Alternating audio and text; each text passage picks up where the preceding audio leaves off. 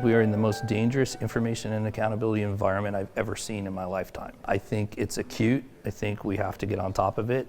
I think the forces that are trying to unravel and dismantle and sustain blatant lying and manipulation are so strong right now, and they're global and they're gaining momentum. And I think that if we don't find a way through that and impose infrastructure to say, plant a flag in the ground and say this is critically important for society and all the initiatives we care about rely on it, then I think we're in for a very dark era. I have to evaluate sort of the patterns of their behavior, and I also have to evaluate who are they and what do they gain from this? One is they're trying to take financial advantage of me. This is often the case in crypto investing, as one example of the landscape where we see a lot of disinformation campaigns happening. Another one is what we call social psychological incentives. There are people who are almost addicted to the need for adulation. Some of them will literally send this out simply for followers and for influence, just because it fulfills them emotionally and or with dopamine in an addictive sense. There's also physical benefits. In some of the darker places, we'll see disinformation campaigns to either control your physical boundaries or to access you and breach your physical boundaries. And finally, there are power incentives, where we see this, for example, in dictatorial and authoritarian type governments. So a lot of the actors who are deploying disinformation campaigns are after power, physical control, political control, financial benefit, all at the same time. And we often see people, particularly in an entrepreneurial space, who are very quick, they're very inventive, they're very disruptive. They like to push boundaries, they like to explore the scope of the law, if you will, and or go and lobby and change the law. That's not necessarily a bad thing. In fact, often laws evolve and we need to change the rules and the regulations. In some cases, however, we get some personality types who are, again, sort of narcissistic or even moving into some of the personality disorders. Looking at the literature, there are psychologists who have documented that we disproportionately select people within financial centers of gravity and political centers of gravity who often tend to be more likely like running these personality disorders. And many of them can evolve to a place of hubris to where they think the rules don't apply to them. And so trying to bring enforcement actions against them then makes them sort of triggered, and they also become quite popular figures. Many of our regulatory infrastructure, when we're trying to enforce laws, whether it's financial reporting laws like in the bank crisis, or whether it's Digital Services Act legislation, such as controlling some of our social media platforms, a lot of the legislators are imposing fines. So if you violate the law, we are now going to push financial penalties on you as a corporation or as a company. To me, those have almost no efficacy. I think they're fundamentally being treated as business expenses. This is particularly happening in the tech industry. And these are run by billionaires, they're backed by billionaires. And so imposing a multi-million-dollar fine on them is meaningless, and it is almost certainly not going to affect any behavior. The consequences of the CEOs having arguably too much power or not being able to be regulated properly is that some of their decisions might actually be harmful to society. Let's be aware of who they are, and let's take a step back and evaluate the patterns of behavior that they're doing, and then let's potentially name it and call it out. I think there's this sort of hesitancy to call out the actions and the behavior and to say, hey, you're out of line.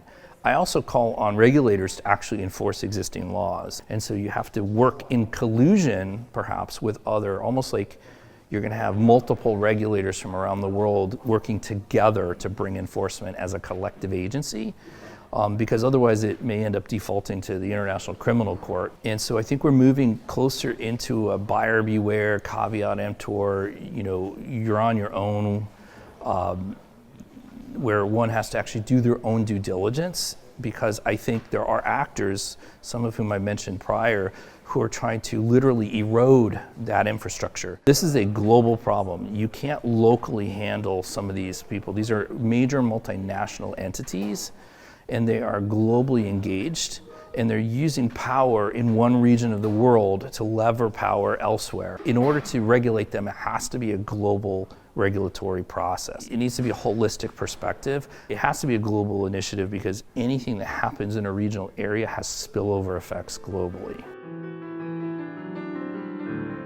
Bad information can cause riots right now, and bad information can cause people to show up and shut down entire cities.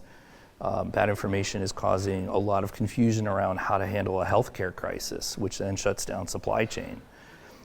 So bad information is fueling genocidal wars right now. It always has been, but the amplification and the acceleration is so fast. Bad information is disrupting and unpacking any momentum on climate change initiatives right now as well. So there's a lot of confusion, and it prevents action.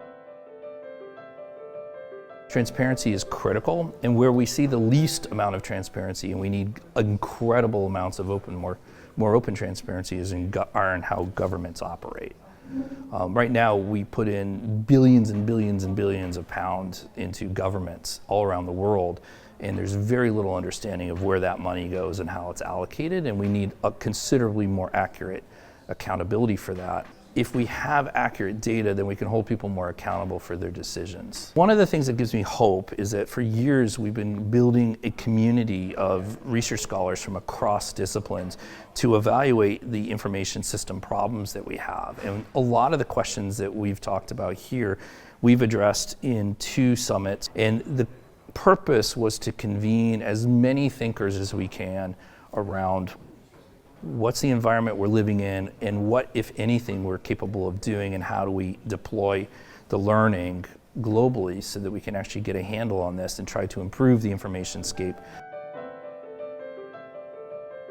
The things that I'm communicating now to executives and to people who are running businesses is, do not take that system for granted. I no longer rely on the accountability infrastructure anymore. I'm going to build my own accountability infrastructure. I'm going to do more due diligence. I'm going to do more vetting. This is one of the reasons why I like some of the work in open source intelligence. Bellingcat would be one example of an organization now. ProPublica is another, where they're doing open source work to try to validate information on their own.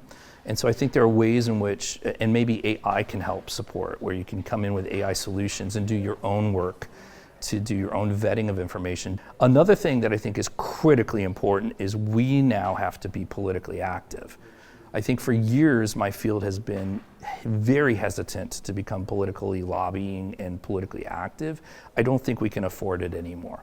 I think the risks of information are so bad. I think there's so much decay in the enforcement system around information that if we don't become politically active, it may be too late, and we may be victims of a system collapse on the accountability of information. So I'm now asking senior managers to go out and advocate for it because the systemic risks are too large. If we don't get better information systems now, you as a leader of a company might be dealing with no labor supply because they've been deported, or no labor supply because they're stuck in some mass city protest, or they might even be drafted for war based on the way the information environment is right now.